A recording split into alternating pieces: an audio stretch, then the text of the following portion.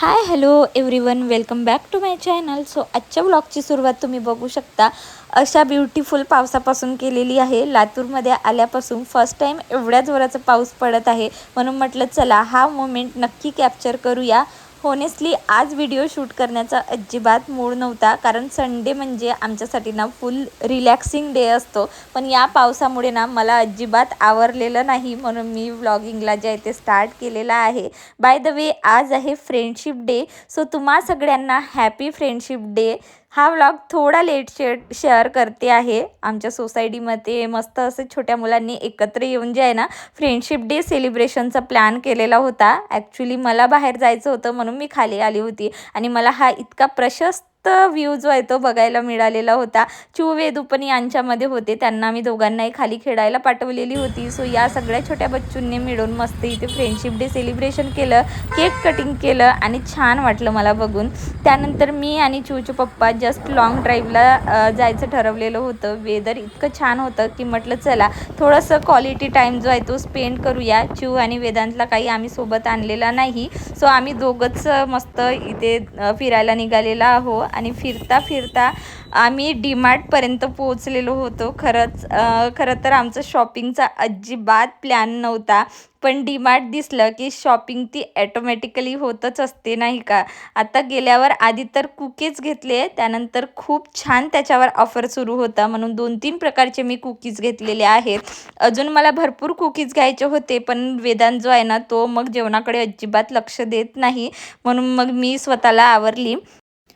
त्यानंतर मी इथे छोट्या छोट्या करून भरपूर वस्तू घेण्याला सुरुवात केलेली होती. सो बघा, शॉपिंगचा काही प्लॅन नसतानासुद्धा शॉपिंग मॉलमध्ये आलं की ते ॲटोमॅटिकली शॉपिंग जे आहे ते होऊनच जात असते. मग मला एक एक वस्तू आठवायला लागलं की अरे आपली पत्ती संपलेली आहे, मीठ संपलेलं आहे, आणि असं करून करून हे संपलं ते संपलं. म्हणून मी चिवच्या पप्पांकडून पूर्ण ट्रॉली भर जे आहे ना ते ग्रोसरीचं सामान घेऊन घेतलेला होता. सो तुमच्यासोबतही असं कधी होते का, म्हणजे काही प्लॅन नसतानाच सुद्धा शॉपिंग होऊन जाते. त्यानंतर ना भंडाऱ्याला ना सोया चंक्सचे पॉकेट काही मला म्हणजे मिळतच नव्हते आणि ते लकीली मिळाले होते. सो 2 पॉकेट घेऊन घेतले.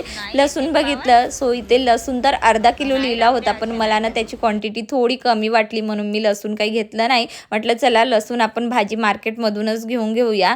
त्यानंतर संडेला आमच्याकडे मटण वगैरे जे आहे ते बनत असते. सो मटण ग्रेव्ही मसाला मी नेहमी यूज करते, याच्याने भाजी इतकी टेस्टी बनत असते ना की काय सांगू तुम्हाला.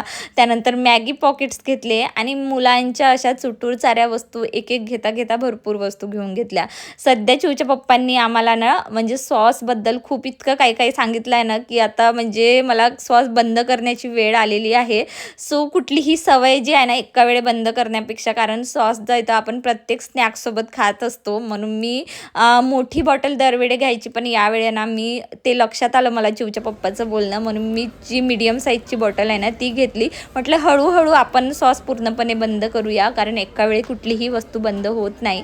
त्यानंतर क्रान्सबेरी घेऊन घेतले आणि नूडल्स घेतले मुलांसाठी. सो सध्या माझ्याकडे मावशी येतात ना, सो त्यांना विम जेल लिक्विडने भांडे वॉश करायची सवय नाही, म्हणून मी त्यांच्यासाठी एक साबणसुद्धा घेऊन घेतली. त्यांचं नेहमी असतं की तुम्ही कुठे बाहेर गेलं की भांड्याची साबण आवर्जून आणा दीदी, आणि ते नेहमी असं मला बोलत असतात. म्हटलं चला आज तेही घेऊन घेते.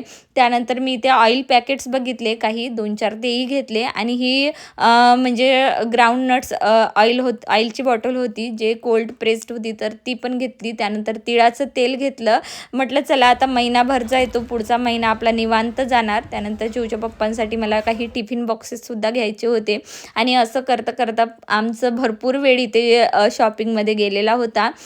हल्ली सिलेंडर जो आहे ना मी युटिलिटी एरियामध्ये ठेवलेली आहे, तर तिथे खूप स्टाईल्सला जे आहेत ना डाग होतात, म्हणून मी हंडीचा जो स्टँड मिळतो ना ते सुद्धा मी घेतलेला आहे. त्यानंतर विम लिक्विडचा मोठा पॅकेट घेऊन घेतलं आणि इथे बिलिंग करायला आलेलो होतो. सो खरंच आमचं बिलही भरपूर झालेला होता, म्हणजे आज मी बऱ्या प्रकारे चिवच्या पप्पांना चुना लावलेला होता. सो आता तर विचार हा येत होता की शॉपिंग तर करून घेतलेली आहे आणि आम्ही त्यातल्या त्यात स्कूटीने आलेलो होतो, सो हे सगळं सामान न्यायचं कसं.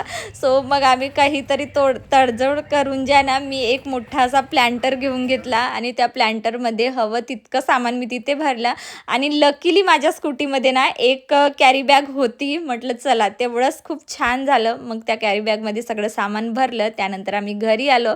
घरी आल्यानंतर मस्त झोक्यावर बसून निवांत दिवसाचा एंड केला. चला मग भेटूया पुढच्या व्लॉगमध्ये. Bye everyone.